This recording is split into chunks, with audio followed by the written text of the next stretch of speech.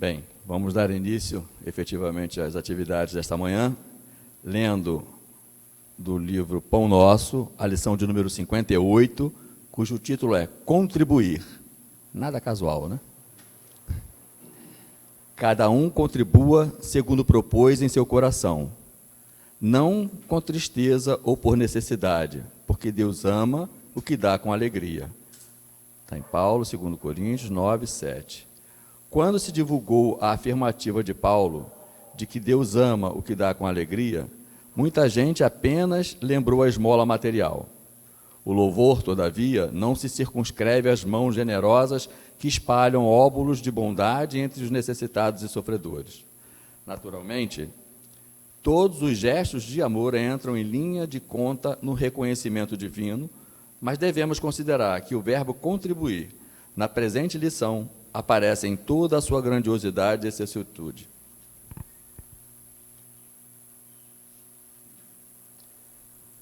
A cooperação no bem é questão palpitante de todo lugar e de todo dia.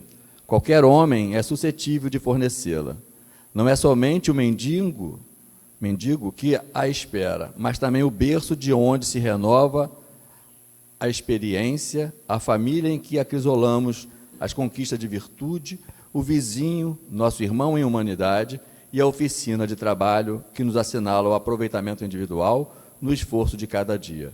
Sobrevindo o momento de repouso diuturno, cada coração pode interrogar a si próprio quanto à qualidade de sua colaboração no serviço, nas palestras, nas relações afetivas, nessa ou naquela preocupação da vida comum.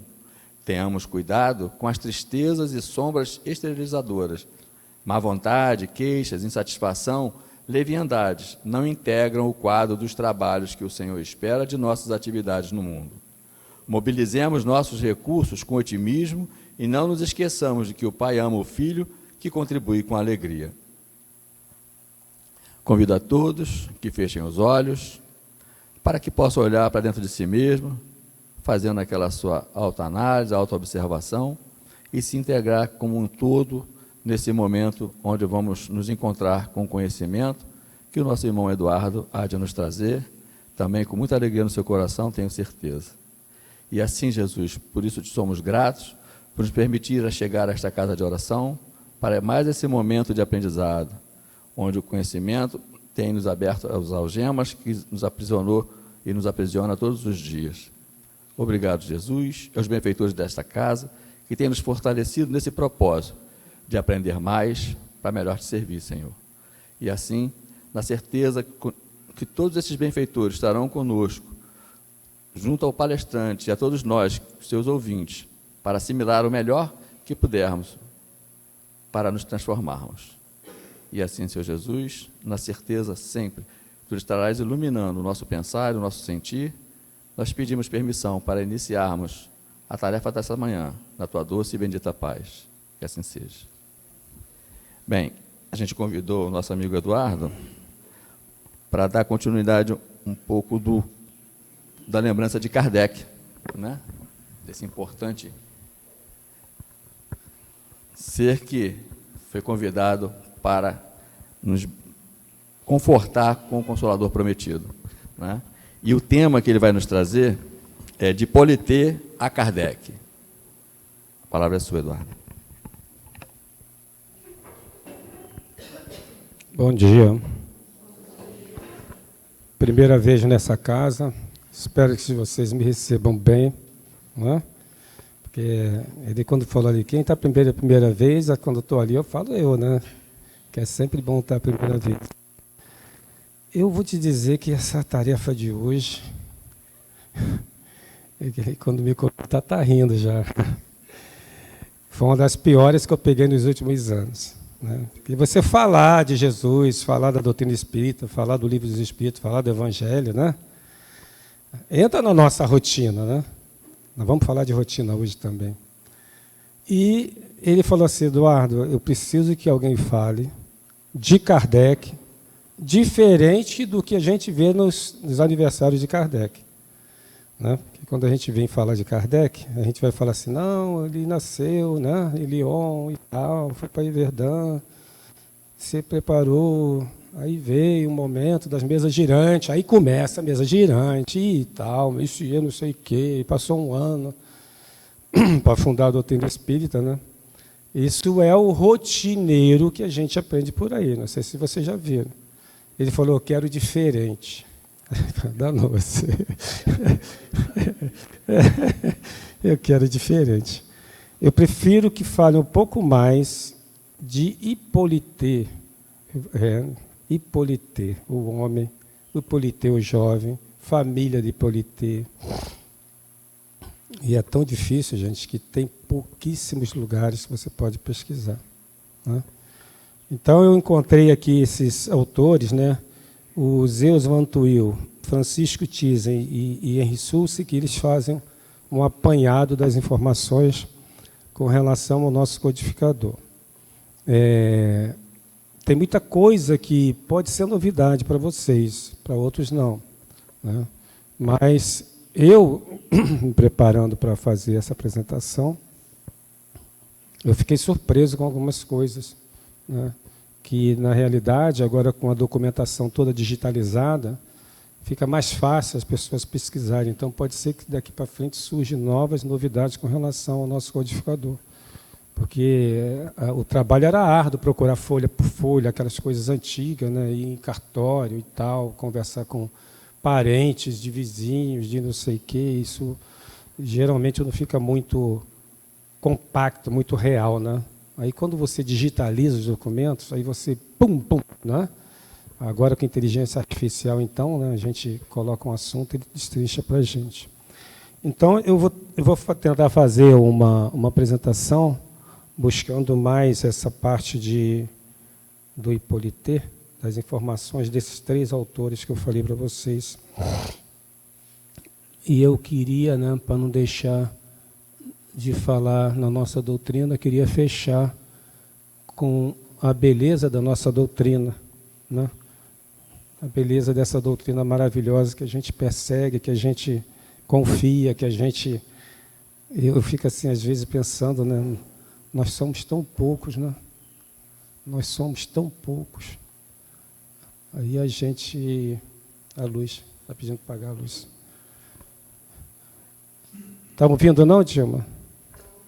Está muito baixo. Então, homem do som, tá? O homem do som, não é comigo. Tem que falar com o homem do som, não? Porque... Então, a gente sabe tão pouco, né, com relação a isso, né? Então, eu gostaria de começar por que surgiu a doutrina espírita, né? Qual é o motivo de ter vindo essa doutrina para a gente, né? Segundo essas informações que a gente tem. Então, nós fomos lá em João, capítulo 14, 16 a 17, Jesus, na sua peregrinação junto a nós, né, trouxe bastante coisas, né, e que muito de nós ainda não acredita, muito de nós, a maioria de nós não acredita. Eu falo nós, eu falo a humanidade, né? Não estou falando dos espíritas, não. Estou falando de nós, da humanidade, os homens não acreditam naquelas coisas que Jesus trouxe. Mas Jesus também não podia falar tudo, né? Porque a gente estava num período muito cru ainda de inteligência e de conhecimento. Então ele coloca lá em João, né, quando ele está se despedindo, ele fala assim, olha, eu vou, mas eu volto. E o Tomé até pergunta, ele vai deixar o caminho, e Jesus fala, eu sou o caminho, a verdade e a vida. Não é? E aí Tomé fala, mas o senhor não vai voltar, não quer me ensinar onde é isso? Não, quando chegar o momento certo, você saberá. Aí ele coloca aqui, eu rogarei ao Pai, ele vos dará outro Consolador, para que fique convosco para sempre, o Espírito de verdade. O Espírito de verdade é aquele que está lá no capítulo 6 do Evangelho, né? Do Evangelho segundo o Espiritismo, que o mundo não pode perceber porque não vê e nem o conhece, porque é em espírito, o mundo não vê. Mas vós os conheceis. Quem é eles? Aqueles discípulos que já sabiam das verdades, né? Porque habita convosco e estará em vós. Então, isso aqui é um prenúncio de que viria alguma novidade para a gente no futuro.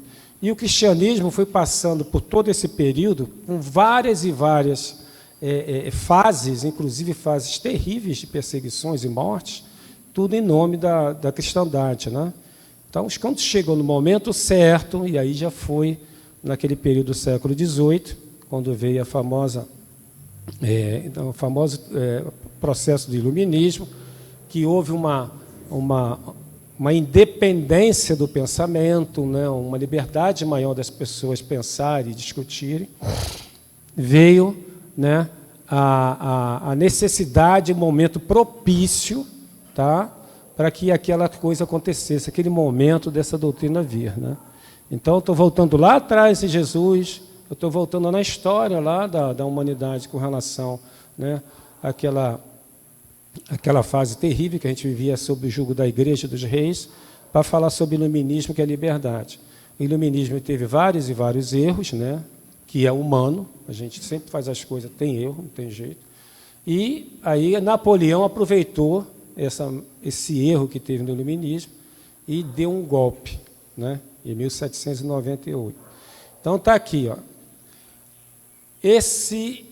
O que eu vou trazer aqui está num livro chamado Cartas e Crônicas, de um irmão chamado Irmão X, que na realidade é esse senhor aqui, Humberto de Campos Veras, não é?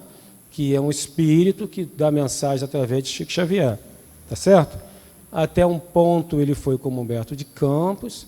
A partir do momento em que a família começou a pedir dinheiro de direito autoral do espírito, né? Aí ele falou, então vou me chamar agora Senhor X, e ele passou a se chamar Senhor X. Então, esse senhor aqui, através de Chico Xavier, trouxe nesse livro Cartas e Crônicas, no item 28, um encontro, né, entre Kardec e Napoleão, né, que ocorreu nesse período aqui, está lá no item 28. Pode ser verdade ou pode ser uma parábola, uma crônica. Uma crônica é tipo uma história que a gente coloca, e aqui no caso é uma história espiritual, né? Uma história espiritual. Então pode ser uma parábola de como essas coisas ocorreram lá no plano espiritual. Eu tirei algumas partes, não tirei todo o livro, que é muito grande, são 2 páginas de mensagem. Ele colocou aqui, logo após o 18º brumário, eu coloco aqui embaixo, aqui é um brumário, o nome se deve a neblinas baixas brunas, que são a exultação da natureza de outubro a novembro, lá na França. Então, entre 20 de outubro e 22 de novembro, todo ano tem brumário. Tá? Todo ano. E eles começaram a contar aquele brumário. Eles falaram que era o 18º, porque era exatamente após o golpe de Napoleão. Então, logo após o 18º brumário, 9 de novembro de 1799, quando Napoleão fizeram o primeiro cônsul da República Francesa, como eu falei, através do golpe, reuniu-se na noite de 31 de dezembro de 1799, no coração da latinidade. Isso aqui é uma área espiritual, latino, tá? Na latinidade tem várias áreas espirituais no plano espiritual. Esse encontro ocorreu no coração da latinidade, nas esferas superiores. Grande assembleia de espíritos sábios e benevolentes para marcar a entrada significativa do novo século. Sabemos que, a partir do século XIX, que estava chegando, a humanidade se transformou. Foi um salto muito grande, né? Então, era necessário ter essa reunião espiritual para vir mostrar aquele que seria no precursor dessa nova mensagem. Que estava reunido lá, nesse local, antigas personalidades de Roma imperial, pontífices e guerreiros das Galhas, figuras notáveis da Espanha. Ali se congregava à espera do expressivo acontecimento, porque no plano espiritual, quando tem um acontecimento importante, os espíritos são convocados para uma reunião, né? Continua ele. Tinha legiões de Césares. Olha a importância, né? Quando a gente estuda a história, a gente pensa que, assim, né, César, né, o cara foi líder de Roma e tal, era um conquistador, não é? É um conquistador. Quantos povos ele escravizou e matou famílias e tudo. Mas tudo isso a gente entende quando a gente lê a lei de... Qual é a lei que está escrita? Na nossa doutrina. Lei de destruição. Quando a gente vai estudar as leis morais lá no Livro dos Espíritos, a gente entende porque existem essas guerras, né? E lá está escrito que as guerras são para liberdade e progresso. Informações espirituais, tá? Que está lá no livro dos Espíritos. Por isso que ele está aqui. Quando eu vi Césares aqui, falei, caramba, o cara conquistador, né? Está lá no topo da latinidade, né? Então, isso, depois que a gente também aprende o Código Penal da Vida Futura, lá no livro Céu e Inferno, no capítulo 7, que ele vem mostrando aqueles códigos todos, a gente sabe que tudo aquilo que a gente faz de bem e de mal é contado para a nossa evolução espiritual. Então, se ele fez mais bem do que mal, ele está lá no meio daqueles grandão, né? Israelitas famosos, grandes vultos da Inglaterra, sábios chineses, filósofos hindus. Aqui a gente está envolvendo várias e várias nações que não tem nada a ver com o cristianismo. Não tem nada a ver com o cristianismo. Fala assim, não, veio só o pessoal da Palestina, né? Nazareno, né? Hebreus, nada disso, grego, não. O mundo inteiro, aquelas pessoas importantes, estavam reunidos ali. Tá? Sacerdote da Igreja Romana, continuadores de Maomé aqui islâmico, estava tudo lá. Né? Esses, né, estavam tudo dentro de uma categoria, né, de espíritos, né, de grande virtude. Né? Aí ele colocou ali, começou a botar nomes, olha, Sócrates, Platão, Aristóteles, Apolônio Tiano, Orígenes, Hipócrates, Agostinho, Fenelon, Giordano Bruno, Tomás de Aquino, São Luís de França, Vicente de Paula, Joana d'Arc, né, nossa querida Joana d'Arc, Teresa de Ávila, Catarina de Siena, Bossuet, Spinoza, Erasmo, Milton, Cristóvão Colombo, conquistador, outro conquistador, Gutenberg, Galileu, Pascal, Swedenborg, Dante Alighieri, vai fazendo uma lista enorme de convidados ilustres para aquele anúncio. Aqui mostra também que são diferentes as missões. Ele leu, né, nessa lição 58 de abertura, né, que nós somos convidados a contribuir. Né? Lá na pergunta 573, das missões dos espíritos encarnados. E os espíritos respondem que nossa missão é instruir os homens, ajudá-los no seu progresso e também as suas instituições materiais. Então, todos nós temos que contribuir com alguma coisa.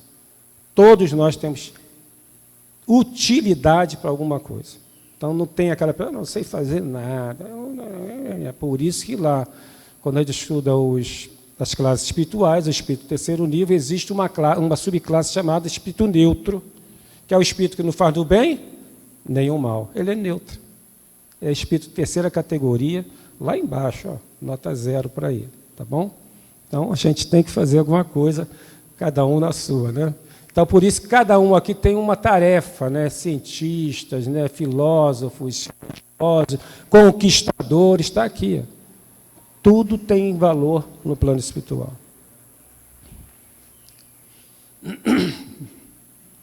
Aí ele bota aqui, ó. Estava lá esses desencarnados. Nós falamos lá que tinha bastante desencarnados, né? Estava lá no plano espiritual. Agora vem os encarnados. A gente estuda lá nos Sonos e Sonhos, no Livro dos Espíritos, que nós, quando estamos em sono, né, o nosso espírito se liberta. Né? Todo dia, quando a gente dorme, a gente sonha, porque nós vamos para onde o nosso pensamento leva a gente. Né? E muitas vezes isso é provocado também, os parapsicólogos estão fazendo isso muito bem, para poder você sair de dentro, né, e conversar como ser espiritual. Então, como convidados, além de Napoleão, que já estava lá, né, dando golpe, ele era um cônsul, vieram através do sono, Beethoven, não, coisa linda, Ampère, Fulton, Faraday, Götz, John Dalton, Pestalozzi, Pio VII, até o Papa veio, além de muitos outros campeões da prosperidade e da independência do mundo. Não tem essa. Hoje viria, sei lá, Gates, né, os grandes presidentes, né, os grandes industriais, os grandes transformistas da humanidade aí, que estão trabalhando imensamente para a nossa melhoria da humanidade, iriam, né, que tem essa capacidade, né, de estar nessa reunião. Aí vem de novo, eu estou pulando fases, porque isso é muito longo, como eu falei, imediatamente uma estrada de luz que está aqui, né, a maneira de uma ponta elevadiça, projeta do céu, ligando-se ao castelo prodigioso, dando passagem a inúmeras estrelas resplandecentes. Então, está aquele povo todo reunido, inclusive alguns em sonho, e faz essa ponte levadiça, e lá de cima começa a vir estrelas. Né? Estrelas. E o Humberto de Campos fala que quando ele chega na reunião, ele se transforma em alguém. Né? A gente sabe que o Espírito, no livro dos Espíritos, lá na parte de criação, né? Kardec pergunta, o que é o Espírito? Podemos dizer que é uma luz? Ele falou, pode ser. Para vocês, sim. Para a gente, não. Né? Para os Espíritos, o Espírito é outra coisa, mas para nós humanos, pode ser uma luz, um flash. Né? Então, essas luzes, esses seres superiores, vieram através de uma forma de estrelas. E quando chegava na reunião, se transformava cada um na sua personalidade. Eu achei isso muito legal. Tá? Convidado para essa reunião. E no meio deles veio um, que não está aqui, não tinha muita coisa para colocar, veio um com uma auréola muito brilhante. Né? Humberto de Campos não fala quem é, mas acho que era Jesus, o próprio Cristo veio com aquela auréola, né? E ele pega um espírito e o Napoleão, ele já estava em prantos, ele chorava muito, né? Porque ele era um conquistador, ele tinha o domínio da humanidade naquela área da Europa, né? E ele, quando viu aquilo, ele não tinha visto nada mais lindo do que aquilo, e já estava emocionado demais. Então, ele, em prantos, esse ser veio, que poderia ser Jesus, e deu aquele espírito simbolizando Kardec, e deu na mão dele, segundo Humberto de Campos. E ele pega aquele ser, e vem uma voz do céu, né? Como um trovão, diz Humberto de Campos, e fala, irmão e amigo, ouve a verdade que te fala em meu espírito. Este à frente do apóstolo da fé, que sob a égide do Cristo descerrará para a terra atormentada um novo ciclo de conhecimento. Um novo ciclo de conhecimento. Né? Esses dias eu fiz duas palestras sobre o homem de bem. O Dilma ia fazer uma ontem, né? E acabou não indo porque estava doente. O homem de bem não é um ser superior. O homem de bem é até onde a gente pode alcançar na Terra. Né? A gente pode alcançar na Terra. Então, quando a gente está, né, nessa busca do homem de bem, né, ele está muito além das nossas visões materialistas. Não é? O homem de bem, ele fala quase 2 páginas de virtudes do homem de bem, né? E depois, para desânimo da minha esposa, ainda fala assim, não está aqui todos escrito, todos os benefícios, as virtudes do homem de bem. Mas se você já está no caminho delas, já é um bom passo. Né? Já é um bom passo. Então, quando você quer se tornar um homem de bem, você está além das religiões. Jamais Kardec colocou em qualquer livro dele do Pentateuco que o homem de bem, a pessoa de bem é espírita. Você pode ver todas as características e virtudes do homem de bem, não tem uma palavra chamada espírita, ou espiritismo, ou espiritista. Então, o homem de bem pode ser qualquer um que faça a vontade do Pai. Né? Aquele que faz a vontade do Pai é o meu irmão, minha mãe e meu filho, vamos dizer assim. Independente, lógico, esteja onde estiver. Então, quando ele fala aqui que ele vai trazer um novo ciclo de conhecimento, e Emmanuel fala que cabe à doutrina espírita, né, trazer essas verdades espirituais para toda a humanidade, tá? E Leon Denis fala que também, né, o espiritismo não é a religião do futuro, mas o futuro das religiões, vai dando razão a isso aqui, porque todas as religiões vai pegar as nossas, que a gente já aprendeu hoje, e vai encaixando nas suas doutrinas. Né? Nós temos já evangélicos falando em livre-arbítrio, que eles não aceitavam. Ainda tem algumas tendências, né, evangélicas que não aceitam livre-arbítrio. Mas tem outra que já fala em livre-arbítrio, olha essa coisa linda. Já fala em vida espiritual, não é? Então, as coisas estão mudando. O nosso próprio doutrina maior que tem na cristandade, que é o catolicismo, já não fala mais em... Tem uma coisa que ele tirou de lá. Purgatório. Vocês já ouviram falar em purgatório? Já. Até o Papa falou que não existe purgatório. Então, isso é um avanço das outras religiões. Precisa ser espírita? Não. Mas eles pegam a filosofia do novo ciclo de conhecimento. Tá bom? Aí, ele fez esse anúncio, né? Aí a gente sabe que lá, em 3 de outubro, eu nunca esqueço essa data, porque a gente casou em 3 de outubro.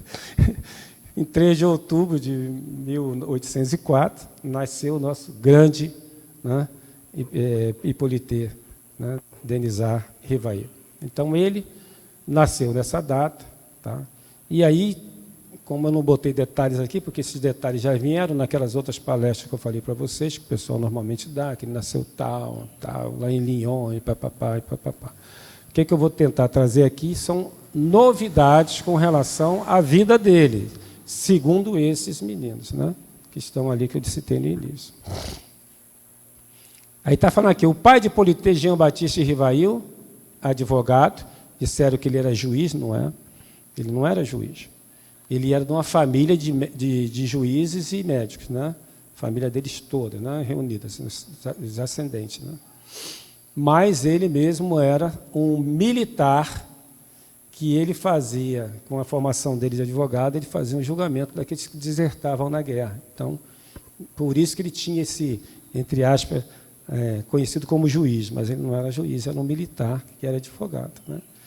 Nasceu em Lyon, em 6 de fevereiro de 1759, e desapareceu misteriosamente por volta de 1807 na Espanha.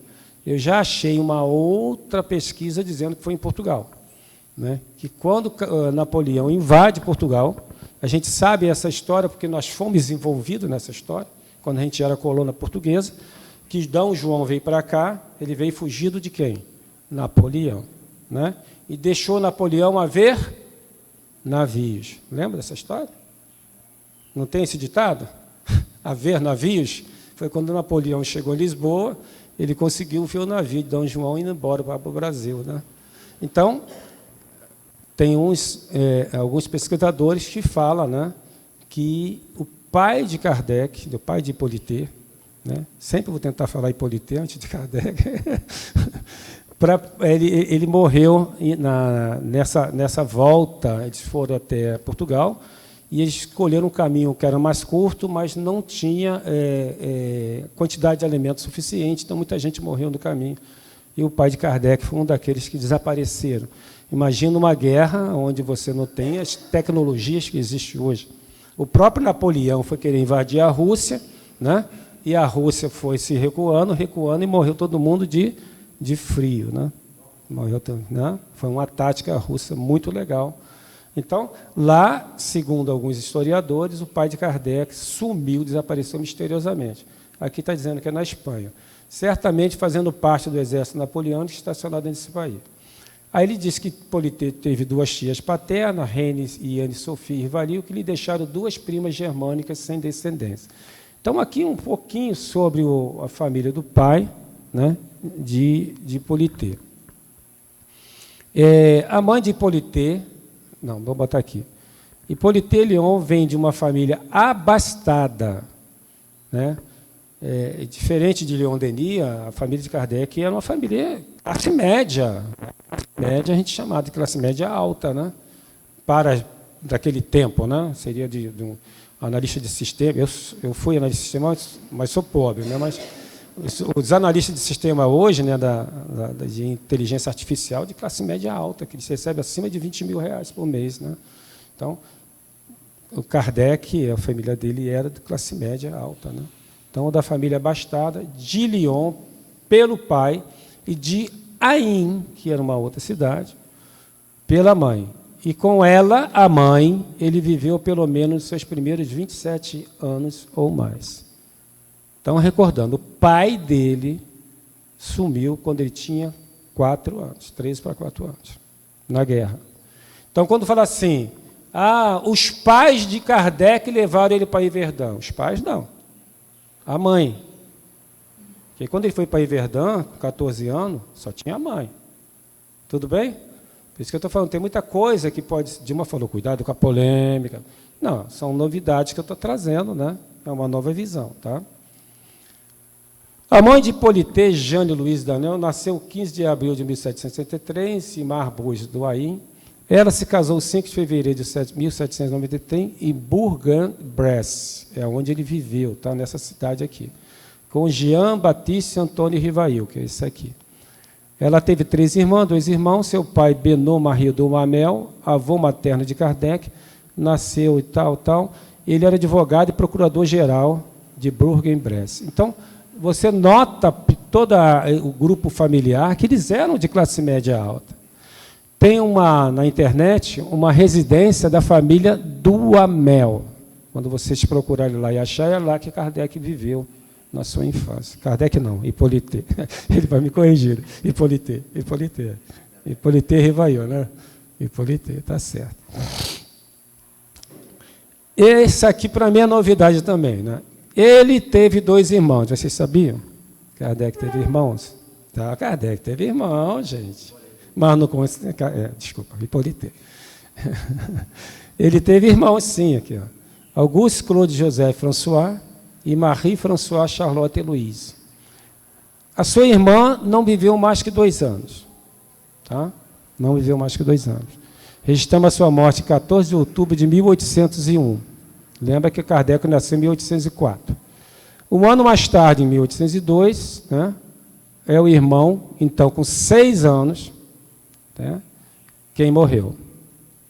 Então, nesta época, mesmo aquelas pessoas, né, que tinham um pouco mais de condição financeira, né, a condição para a sobrevivência era muito difícil. Então, existiam doenças que ainda não tinha cura, né? Então,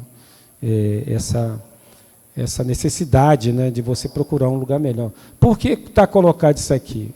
Porque os pesquisadores queriam saber por que Kardec foi nascer em Lyon, já que ele morava em outra cidade. Não é? Foi por causa disso aqui, porque na cidade onde eles estavam tinha dificuldade de engrenar uma criança, né? E é, portanto, em contexto doloroso, depois de ter vivido subitamente a morte dessas 2 primeiras crianças, caso a caso, que Jeanne, a mãe de Kardec, dá à luz a Hippolyte Léon Denisard Rivail em 3 de outubro de 1804, em Lyon. Por que ela foi para Lyon? Porque lá era uma cidade industrial, né? A sede dos tecidos na Europa era em Lyon. Era uma cidade industrial.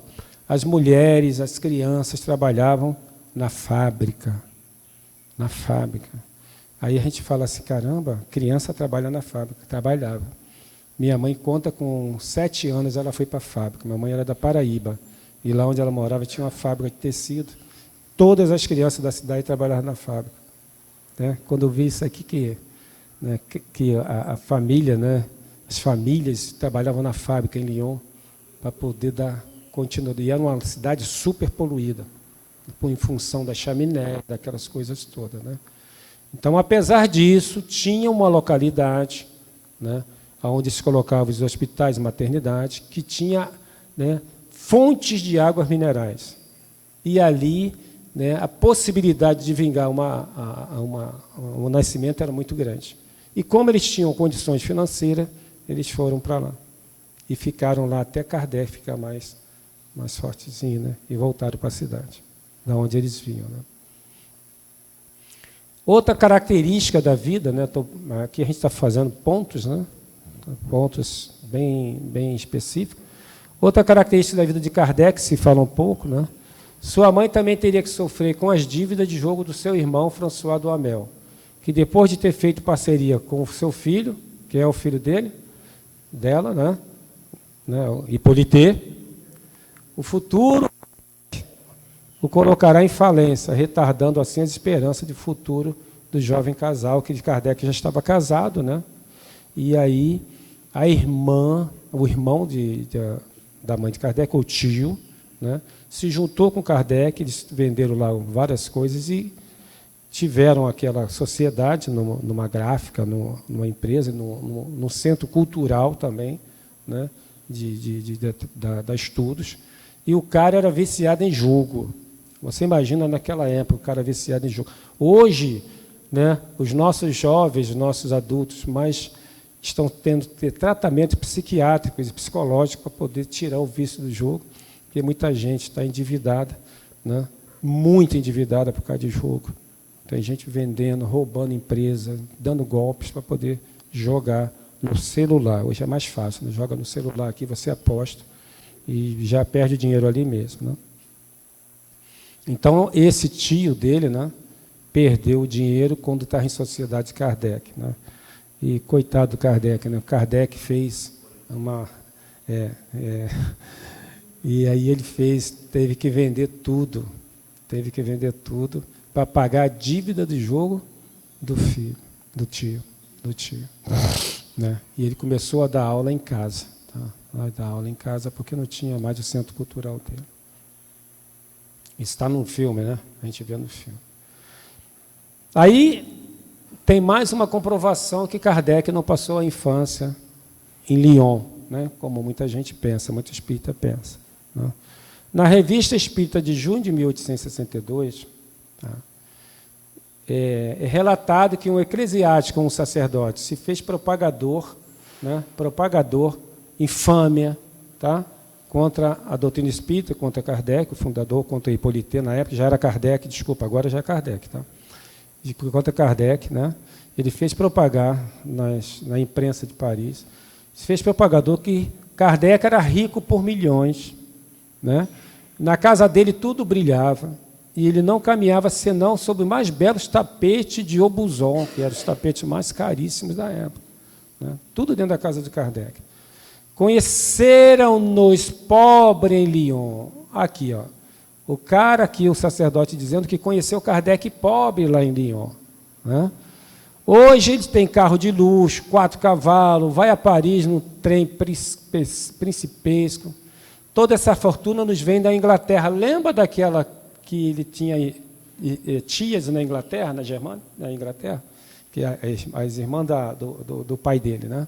Tinha na Inglaterra, sabe que tudo na Inglaterra. Depois que nos ocupamos do espiritismo, que é depois que ele tornou espírita, e remuneramos largamente nossos agentes da província, que ainda pagava as pessoas, né, para ganhar dinheiro para dar para Kardec, para ser milionário aqui em cima. Vendemos muito caro os manuscritos das obras, sobre as quais temos ainda uma reposição, o que não nos impede de vendê-los a preço louco, etc. Foi uma carta enorme que estava na imprensa parisiense, falando tudo umas mentiras sobre Kardec. Aí, na revista Espírita, Kardec fez a revista Espírita durante 10 anos, entre 1858 e 1868, né? Durante 10 anos, né? Ele divulgou mensalmente a revista Espírita, ele mesmo fazia os artigos e pegava alguns outros, né? Então, ele responde a esse sacerdote: meu caro senhor, ri muito dos milhões com os quais me gratifica, né? Ele fala assim: tu tem milhões? Opa, vou rir muito, né? Com os quais conheceram-nos pobre em Lyon. Hoje, perdão, está aqui. Muito me gratifica, tão generosamente, o senhor Abade, botou um nome só, a primeira letra. Tanto mais que estava longe de desconfiar dessa fortuna. Kardec não sabia que tinha essa fortuna. Quem já foi até falido, né? Estava dando aula de graça em casa. O relatório feito à Sociedade de Paris, antes do recebimento de nossa carta, que está publicada acima, Kardec fez essa publicação, vem, infelizmente, reduzir essa ilusão de uma realidade muito menos dourada. Né? Por isso que é importante a gente apresentar, Dilma faz isso, né? A divulgação financeira de cada entidade, mostrando que aqui não tem dinheiro, né? Nós, infelizmente, eu falo infelizmente, nós somos muito pobres, né? A doutrina espírita é muito pobre, né? De resto, não é a única inexatidão dessa narração fantástica. Primeiro, jamais morei em Lyon. O próprio Kardec desmente que morou em Lyon. Ele nasceu em Lyon, em função, né, da sobrevivência dele, mas depois ele volta para a cidade. Não vejo, pois, como se me conheceu ali pobre, que o cara tinha afirmado aqui em cima. Fake news já existia. Imprensa oficial, tá? Aqui da parte educacional de Hippolyte, voltando a Hippolyte, aos 14 anos de idade já ensinava seus colegas, já estava lá em Verdun, né? menos adiantado e criando curso gratuito. Aos 18, bacharelou-se em Ciências e Letras, conhecia a fundo os idiomas. Aqui, Ângela, para você, ó, francês, alemão, inglês, holandês. Vê quanto falta para você aqui ainda. Né? A minha cunhada tem o alemão, tem o inglês, tem o português e agora tem o espanhol. Parabéns, hein? Tá bem. E além de dominar perfeitamente os idiomas italiano e espanhol. Membro de várias sociedades sábias, nomeadamente da Academia de Arras, foi premiado no concurso em 1831 pela apresentação de sua notável memória. Qual o sistema de estudo mais em harmonia com as necessidades da época? Daquela época, hein? A gente vai ver o que ele escreveu aqui, nem hoje, século XXI, consegue fazer. Nem hoje, no século XXI, consegue fazer. Em 1835 e 1840, manteve sua residência na rua de Sèvres, cursos gratuitos, todos isso aqui porque as pessoas não podiam pagar. Aqui são os livros que ele lançou, né? Plano proposto para o melhoramento da instrução pública, com 24 anos. Com 20 anos, ele fez curso prático de teoria de aritmética, gramática francesa clássica, catecismo gramatical da língua francesa, ditados especiais sobre dificuldades ortográficas, em 1849. Aqui ele ainda estava, né, Hippolyte, entendeu? Ainda não tinha descoberto ainda as pesquisas espirituais. Né? Aqui eu falo que a chave da educacional de Kardec está aqui. Tá? E é um sonho nosso colocar isso aqui em prática. Isso foi escrito lá no século XVIII. No século XVIII. A educação é uma arte de formar os homens. Então, né, fora da caridade não é salvação. Fora da educação não existe, né, sociedade evoluída. Tá? Isto é, a arte de fazer eclodir nele os germes da virtude. Todos nós temos a capacidade de ser o que a gente quiser. Lógico que cada um tem seu limite, mas a gente ainda não conhece o nosso limite. Vamos dando corda, vamos subindo. Opa, cheguei no topo, aqui estou satisfeito. Né? Aquela pergunta que em 73 que eu falei das missões. Né? Então, germe da virtude e abafar o dos vícios. Muita gente passa anos e anos querendo corrigir um vício e não consegue e não ganha virtude. Olha só que coisa linda que está escrito aqui. Foca mais nos vícios e não na virtude. Porque todos nós temos vício. Uns menos, outros mais. Então, vamos adquirir virtude. Que enquanto a virtude ocupar o nosso coração, o nosso tempo, nossas 24 horas, os vícios vão ficando de lado. Tá? De desenvolver sua inteligência e dar-lhe da instrução própria à sua necessidade. Enfim, de formar o corpo e lhe dar força e saúde. Muito importante a gente ter saúde no corpo. Numa palavra, a meta da educação consiste em quê? Desenvolvimento simultâneo das faculdades morais, físicas e intelectuais. Aí, no século XXI, a OMS vai dizer que saúde é a verdadeira capacidade de equilíbrio financeiro, da mente e da saúde. Então, não precisa só ter saúde, tem que ter também condição de viver. Kardec já falava isso lá atrás. Então, desenvolvimento simultâneo, é educação.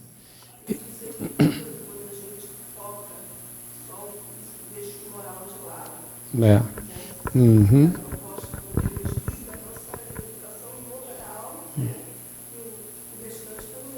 Exatamente.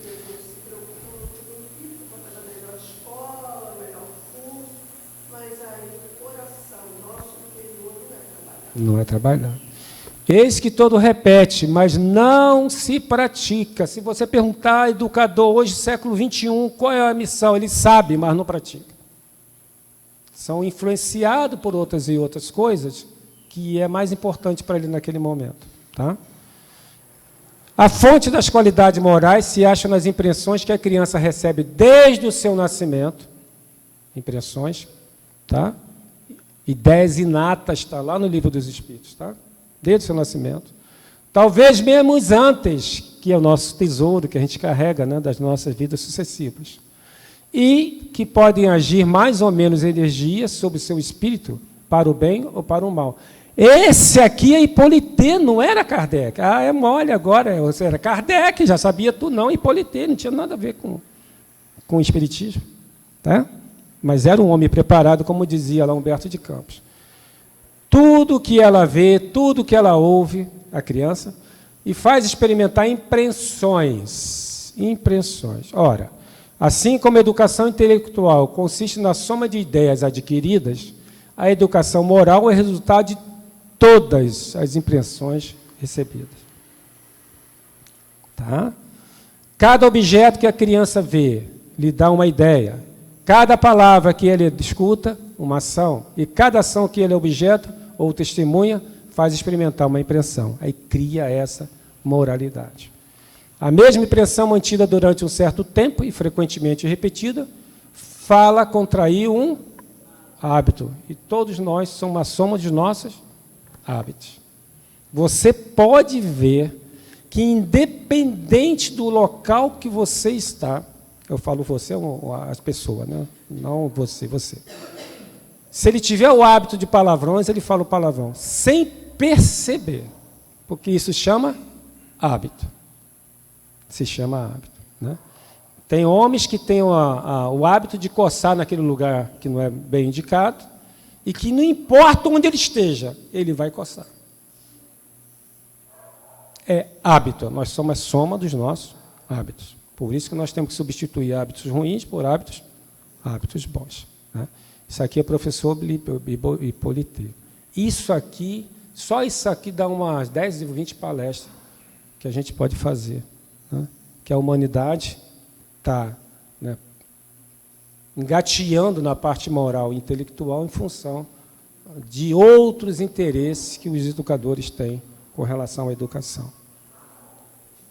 Aí Kardec, né, vou ficar 10 minutos aqui conversando, que agora é Kardec, né, sobre esse sol da nossa vida chamado doutrina espírita. Né? O que Kardec trouxe de importante para a gente, esse educador, né, esse homem preparado em várias e várias encarnações, que é para a gente, vou falar de novidades com relação ao que existia, né? Porque amar a Deus, do jeito que é, temor a Deus, já existia, né? Jesus como Salvador, Jesus morreu na cruz para pagar nossos pecados, derramou nosso sangue, tudo isso já existia. Então, quais são as novidades da doutrina espírita? Traz para a gente. Né? Aqui está o Pentateuco que eu falo aqui, nas 5 bases do espírita. Você é espírita? Sou. Então me fala quais são as 5 bases que o espiritismo está baseado. Se a pessoa não souber, ele não é espírita. Existência de Deus. Mas que Deus é esse? É o senhor barbudo, né? Que está na Capela Sistina. Eu falei senhor barbudo, ele tirou a barba dele. Que está na Capela Sistina, de Leonardo da Vinci? Não, não é esse não. Esse Deus é aquele da primeira pergunta do Livro dos Espíritos. Né? Inteligência suprema, causa primária de todas as coisas. Inteligência suprema. Então não é um ser, não é quem, que é Deus. E lá no item 13, né? Atributos da divindade. Nossa, quando você vai ver os atributos da divindade, né? Infinitamente bom e justo, infinitamente, né? Está em todo lugar, é imaterial, né? Nossa Senhora, esse é o Deus da doutrina espírita. É o Deus da doutrina espírita. Trouxe a imortalidade da alma, né? Lógico que tem as religiões que falam que existe algo a mais depois da morte, mas da forma que nós falamos, os espíritas, é diferente. É diferente. Tá? Essa imortalidade é muito importante. Trouxe a reencarnação, né, como base, para mostrar exatamente aquilo que Hippolyte falou naquele artigo. A gente vem com ideias inatas, com facilidades, né? Facilidades de ser matemático, ser, né, químico, ser cantor, tocar instrumento, jogar bola, né? Tu vê lá o Neymar com 12, 13 anos, já vai embora, o Messi. Isso, por que eu não tenho isso? Né? Então, são aquilo ali. E tem gente que vem e já nasce com dificuldades visuais, com dificuldades terríveis, né? A ideia é a justiça divina, está lá na pergunta 67, né? Aonde estaria a justiça divina se não houvesse reencarnação? Fala, filha. A justiça divina, né? A pluralidade dos mundos, para a gente entender por que essa terra é tão difícil. 90% dos países já passaram ou estão em guerra. Tá? Já passaram ou estão em guerra. Nós passamos aqui pelaquela guerra do Paraguai, que foi uma carnificina. Aqui não foi guerra. Quantas guerras nós tivemos, né, internas, né? Então, por que esse país é assim? Por que esse mundo é assim? Aí tem que ir lá no capítulo 3 do Evangelho segundo o Espiritismo, né? Na casa do Pai há muitas moradas, né? Então vai falar dos mundos primitivos, dos mundos de prova e expiação, dos mundos regeneradores. Vai lá, a gente vai ter que entender que mundo, que é para onde a gente quer ir. Quer uma vida melhor? Você se vira, se melhora. Que se você tiver, né, capacidade e tiver direito, você vai para um lugar melhor. Né? Senão vai ficar aqui no caldeirão, né?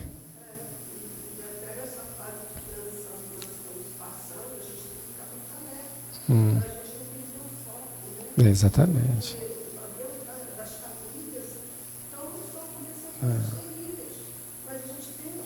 Manter o foco. Exatamente. E continua no céu. Então está aqui, a gente só conhece isso quando a gente lê o capítulo 3 do Evangelho, Pluralidade dos Mundos, e comunicabilidade, que está lá, né? Se não tivesse essa comunicabilidade, não existia a doutrina espírita. Senão, a doutrina não é de Kardec, vem dos espíritos, né? Por isso que nós não somos kardecistas.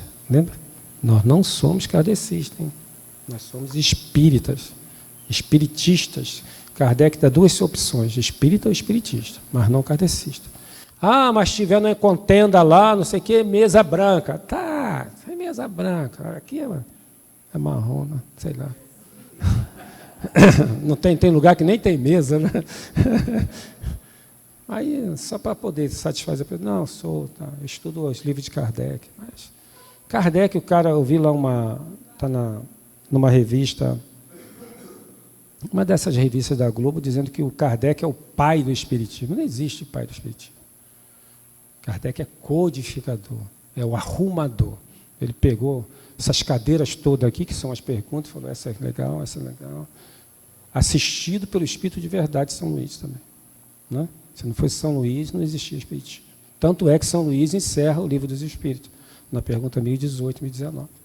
Tá? Então, essa doutrina que Kardec trouxe para o Espiritismo, aqui já botei a fotinha dele, olha lá, aqui é Denizar, ninguém percebeu isso, né? Era só Denizar, aqui que veio Kardec. Ele trouxe para a gente a trindade espiritual está aqui e a trindade material aqui. Quem conhecia a trindade? Só conhecia Pai, Filho e Espírito Santo. Essa eu conhecia, não é? Mas aqui está a trindade, ó. Espírito, matéria e Deus. Tudo que não é Deus, tudo que não é espírito, porque também é matéria, mas a gente considera uma matéria quintessenciada, que a gente não conhece, né? Tudo que não é Deus, que não é espírito, é matéria, e tudo que é matéria passa, vai morrer. Dinheiro vai acabar, o ouro vai acabar, a terra vai ser destruída, entendeu? O corpo, né? Dilma já se beliscou ali, né? O corpo vai acabar, tudo vai acabar, né? Só esse que continua, e Deus, né? E aqui, para a gente entender a importância da evolução, tá? Ele trouxe essas novidades para a gente, né? Então, aqui a gente vai falar na Gênese, aqui a gente vai falar no Livro dos Médios, né? Aqui a gente vai falar de penas e gozos futuro, né? A partir da pergunta 920, vai falar em virtudes e vícios, e como é que a gente sofre pelas nossas, ou tem gozo pelas nossas virtudes, e sofrimento pelos nossos vícios. Está lá, né? E como eu falei no capítulo 7 do Céu e Inferno, tem o Código Penal da Vida Futura. São 33 artigos que nos dão um balizamento de todos nós, que nos iguala. Se a gente tiver escrito ali, a gente já sabe para onde a gente vai quando a gente desencarnar, né? E aqui, finalmente, as leis morais. Aqui, a partir da pergunta 614 a 919, vai falar naquelas lindas 10 leis. Todo dia eu queria estudar aquela lei de novo, né? Começando pela lei de adoração, que a gente se liga em pensamento a Deus, para a lei de trabalho, que a gente se aproxima de Deus, não é? A lei de reprodução, que nos leva à responsabilidade de povoar esse planeta e dá também oportunidade para quem vem substituindo aqueles que vão. É muito por isso que é uma lei de reprodução. Não é? A lei de conservação e a lei de sociedade. Não é? Cada uma das leis, lei de destruição, lei de progresso, lei de igualdade, que na realidade é lei de desigualdade para a gente entender as desigualdades. E a última lei, que é justiça, amor e caridade, que é o resumo das outras 9. Está aqui. Quando a gente começa a estudar a lei, fala, meu Deus do céu, quem trouxe isso, essas novidades maravilhosas para dentro? Hippolyte, que lá naquela época, Brumário de 1798, né, Jesus trouxe e botou no colo de Napoleão. E Napoleão deixou seu coração, né, ser dominado pelo egoísmo e conquista, e levou para o buraco o papel dele de ser o baluarte. O homem queria empurrar essa doutrina para todos os povos. Tá? Infelizmente, são 10 horas. Bom dia para todos vocês. Né? E se um dia eu for convidado de novo, né, estou aqui a primeira vez, né, vamos dizer que eu volte, que Jesus o acompanhe. Né? Bom domingo.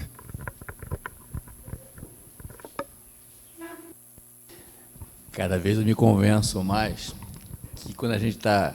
Isso acontecia muito, a gente conversava mais, eu e o Brando, né? Algumas noites, trocando ideias sobre que tema, como intitular o tema, que às vezes é complicado. Esse foi um desses casos, né? E a gente tem que estar aberto a receber as intuições, né? A gente tem feito um trio aí, eu, Patrícia e Henrique, em discussões homéricas aí sobre como melhor preparar esse trabalho, porque nas palestras nascem, né, e surgem os efeitos que a doutrina se propõe, que é a divulgação da doutrina espírita. Mas essa divulgação só pode acontecer de verdade a partir do estudo, né? E a gente também faz eu vou abrir aqui um espaço para falar sobre, às vezes tem pessoas que realmente são mais afinadas com certos temas e vem essa intuição para a gente alocar os temas para os nomes, né? E eu pensei nele, coloquei na pauta e a gente aprovou, e essa era uma proposta nossa de falar um pouco mais do Hippolyte, né?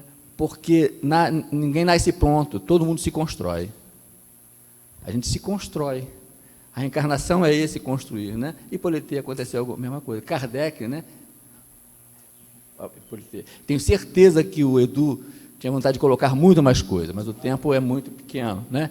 E tenho certeza também que ele agora tem um olhar muito mais amplo, muito mais volumoso, que nós ainda não temos, porque ele bebeu da fonte direto, nós só pegamos as pinceladas, né? Ele sai mais fortalecido desse amor por Kardec, de entender quem é Kardec mesmo, né? Porque a história, nós somos história, não é?